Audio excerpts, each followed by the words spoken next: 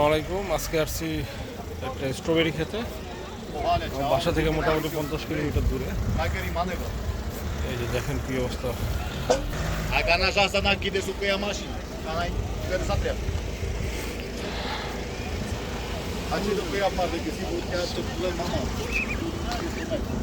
আজকে এখানে উইকেন্ড, এই জন্য আসলে অনেক মানুষ।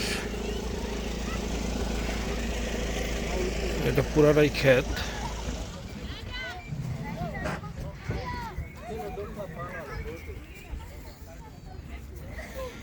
এটা হচ্ছে স্টল। এখানে সিস্টেমটা হচ্ছে এই কেউ যদি কোনো পাত্র নিয়ে আসে সাথে করে, তাহলে ডিরেক্ট খেতে ডুইকা স্ট্রবেরি ওই কোনো পাত্রের মধ্যে নেওয়ার পরে এখানে তারা মাপে যে কত কিলো হয়েছে, ওই কিলো অনুযায়ী এখানে টাকাটা পে করতে হয়।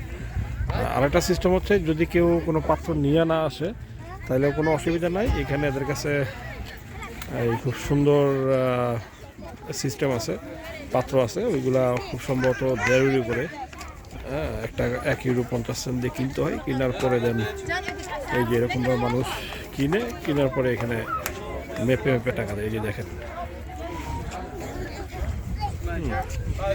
এই যে মানুষ কিনতেছে। রাস্তা ওই পাশেও আছে।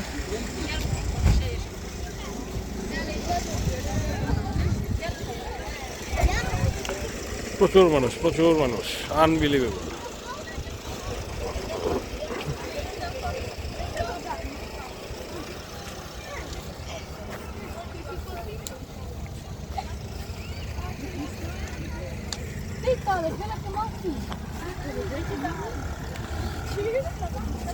আর এখানে আরেকটা সুন্দর জিনিস আছে যে আপনি খেতে ঢোকার পরে যত ইচ্ছা তত খাইতে পারবেন, কোনো অসুবিধা নাই।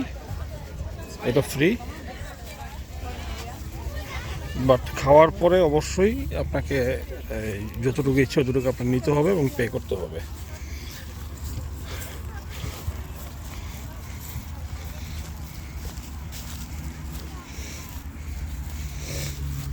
এই যে স্ট্রবেরি, এগুলো আসলে এখনো অনেক ছোট ছোট, আস্তে আস্তে আরো বড় হবে। এই যে এগুলো দেখেন অনেক কাঁচা।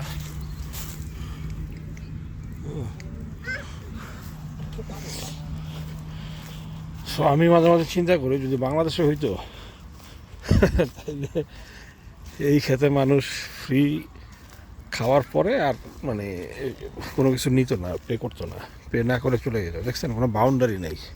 ইন্টারেস্টিং বিষয়। বাংলাদেশে হইলে মানে এক রাত্রের ভিতরেই মোটামুটি সব তুলে এরপরে নিয়ে যেত মানুষ।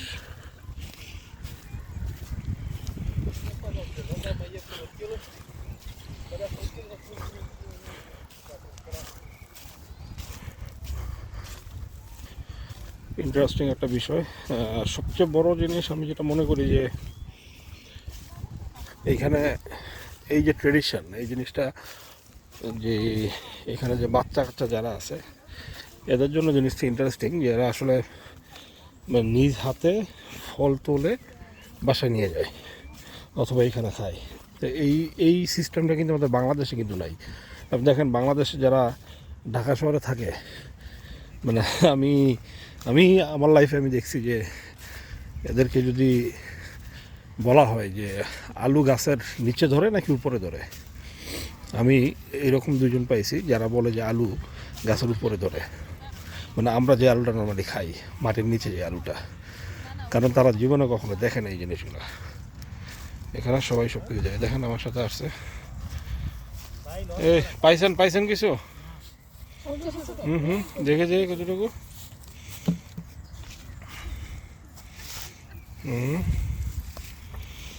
এই যে ছোট ছোট, তবে অনেক অনেক টেস্ট। দেখছেন অনেক মিষ্টি।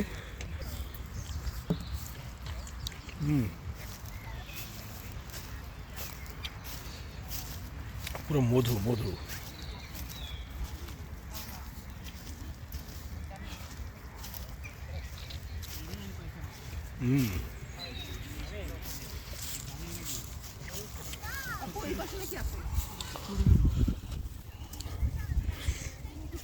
তো এই ট্রেডিশনটা আসলে খুব ভালো, যে আমাদের দেশেও যদি এরকম হইতো তাইলে আসলে ওই শহরে যারা থাকে, বিশেষ করে লাস্ট 20 ইয়ার্স আমি বলবো, যে লাস্ট 20 ইয়ার্সে যারা শহরে বড় হয়েছে তারা আসলে বাংলাদেশের অনেক গাছের নাম কিন্তু তারা জানে না। ইভেন অনেক আছে যে যারা গ্রামের সাথে কোনো সম্পর্ক নেই, অনেকে আছে আবার প্রতি বছরে হয়তো একটা দুইটা ঈদ গ্রামে গিয়ে করে, কিন্তু ম্যাক্সিমাম মানুষই যারা শহরে থাকে, যারা শহরে বর্ন অ্যান্ড বট আপ, এদের ম্যাক্সিমামই কিন্তু অনেকে গ্রামের সাথে কোনো সম্পর্ক নেই। তো সেই জন্য আমাদের দেশীয় যে কালচারটা, এই কালচারটা আসলে এরা জানে না। তো এই জিনিসটা বাংলাদেশে করা পসিবল হইতো যদি বাংলাদেশের আমাদের মেন্টালিটি যদি ভালো হইতো। এখানে দেখেন পুরো ফ্রি। এই যে পিছনে যে বাড়িটা দেখতেছেন, এ হচ্ছে মূলত হচ্ছে কৃষক। এই কৃষকের এই পুরা জায়গাটাই কৃষকের। এই যে যা দেখতেছেন পুরা জায়গাটাই কৃষকের। তো কৃষক শুধু স্ট্রবেরি চাষ করে না, ওর আসলে এই আলু ক্ষেত আছে, তারপর এই বাড়ির ভিতরে আবার এই গরু পালে, মুরগি পালে। কিন্তু দেখেন কোনো বাউন্ডারি দেওয়া নাই, এটা মজার বিষয়। মানে এই দেশে আসলে চুরি কিভাবে করতে হয়, হ্যাঁ, এই জিনিসটা আসলে এরা বুঝে না। এই দেশে চুরি কিভাবে করতে হয় এই জিনিসটা কখনো কেউ কল্পনাও করে না, যে এরা আসলে সবাই সৎ। মানে আপনার কোনো একটা জিনিস বিনা প্রয়োজনে অন্যজনের কাছ থেকে কোনো একটা জিনিস নিবে না, কারো জিনিস নষ্ট করবে না, খুব রেসপন্সিবল। প্রত্যেকটা মানুষই খুব রেসপন্সিবল পারসন। এখানে দেখেন মানে আমরা হইলে যে জিনিসটা করতাম যে একটা খাইতাম আর দুইটা নষ্ট করতাম, এখানে দেখছেন মানে কোনো ওইরকম কিন্তু নাই। হ্যাঁ, যে জিনিসটা যারা খাচ্ছে, যেগুলো নিয়ে যাচ্ছে এগুলো সুন্দর মতো পে করে যাচ্ছে।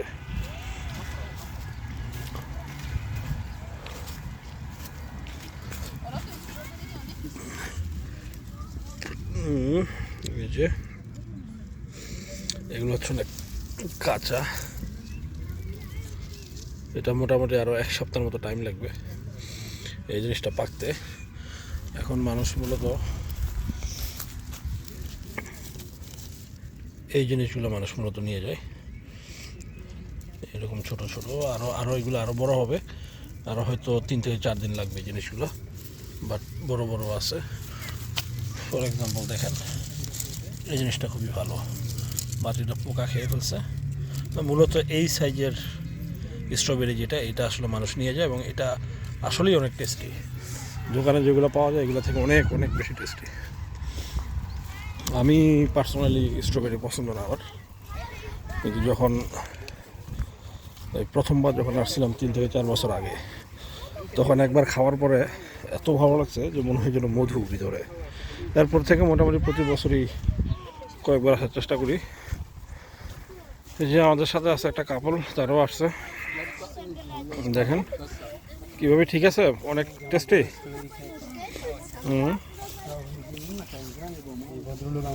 দেখি কতটুকু গুড গুড।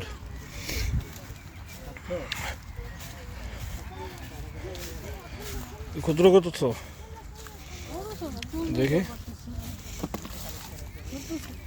এই যে এখন দেখছেন এগুলো ছোট ছোট, এখন মূলত আসলে আরও 1 থেকে 1.5 সপ্তাহ লাগবে, তারপর হয়তো আরো বড় হবে।